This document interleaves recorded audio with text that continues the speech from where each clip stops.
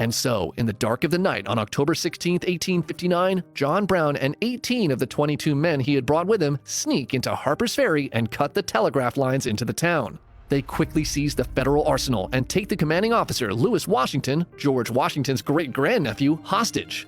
Everything is going exactly to plan. The arsenal contained over 100,000 rifles and muskets, more than enough to fuel any slave uprising. Now all they had to do was wait for them to come and join them. But instead of reaching the slaves he had hoped for, word of Brown's capture of the arsenal spreads much more quickly to militias in nearby towns, who all race to Harper's Ferry. By the following day, Brown's raiders find themselves surrounded. He had waited too long for an army of slaves that never showed up, and now he was trapped. Firefights break out, and Brown's raiders flee into the nearby fire engine house with their hostages. By nightfall, President Buchanan orders a detachment of U.S. Marines to Harper's Ferry and commands Army Colonel Robert E. Lee to lead them to retake the armory. On October 17th, after a failed negotiation, Colonel Lee orders the Marines to storm the fire engine house. Within minutes, John Brown was wounded and captured, and 8 of his men, including his sons, were dead. Brown is charged with treason against the Commonwealth of Virginia, murder, and inciting an insurrection.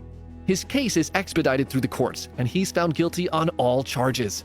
When asked if he had anything to say, John Brown rises from his seat and eloquently begins a speech, denying any wrongdoing and saying that if his same actions had benefited the rich instead of the enslaved, he would have been rewarded rather than punished. He closes his statement with the following words: "Now, if it is deemed necessary that I should forfeit my life for the furtherance of the ends of justice, and mingle my blood further with the blood of my children, and with the blood of millions in this slave country whose rights are disregarded by wicked, cruel, and unjust enactments, I submit. So let it be done."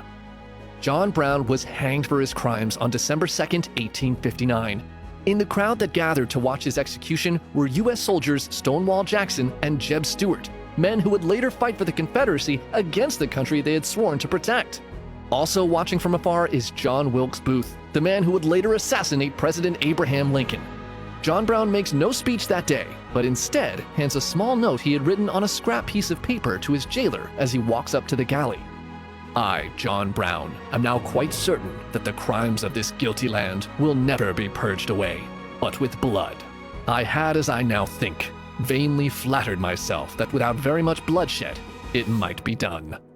And John Brown was prophetically right. His raid on Harper's Ferry equally stirred the hearts of abolitionists to the north and terrified slave owners in the south, who rapidly began to push for secession from the United States. In just over a year, the American Civil War began, and 750,000 Americans will die in the war to end slavery.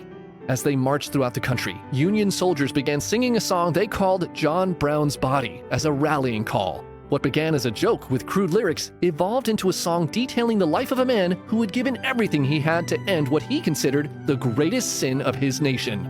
This song was eventually rewritten into the Battle Hymn of the Republic, or as it is more commonly known, Glory, Glory, Hallelujah. Gary Plauché. It's